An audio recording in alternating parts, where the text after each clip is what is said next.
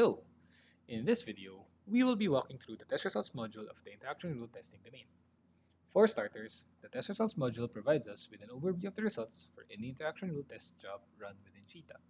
To view a particular test job run result, we first select the run date, which defaults to today's date, which then updates the test run selector to the list of all test jobs that ran on that date.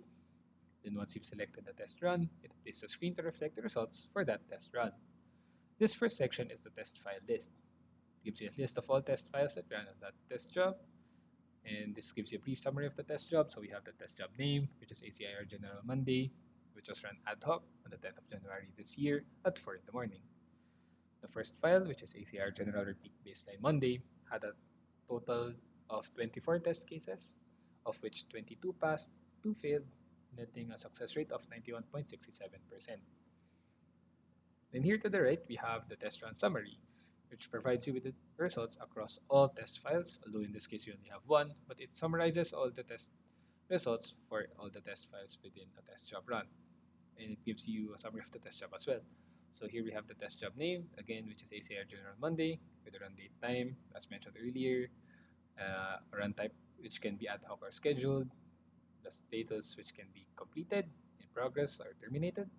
Then we have the test result, which can be completed or failed, the total elapsed time of the test job run, which is at 55 seconds, total number of test cases at 24, of which 22 passed, 2 failed, netting the overall success rate of 91.67%.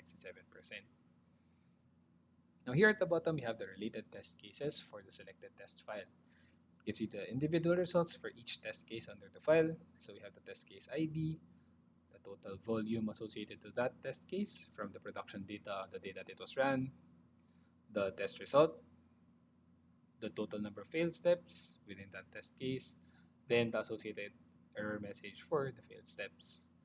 We can also filter out the fails so that we can only see the failed results, or we can also select all the test cases. The system also generates detailed test reports for each test case, which can be accessed by clicking on this button at the end of each test case record. Here at the top of the report, we have the header, which provides us with more detailed information on the test case, such as the test case name and the diode number being tested. This second section shows a comparison between our assertions in the test case, detailed in the expected value column, against what's actually returned by the contact system under this column. Here we can see highlighted in red that there is a failed step in the CTI scale section, wherein we were expecting this value, but the actual contact solution did not return any CTI scale values.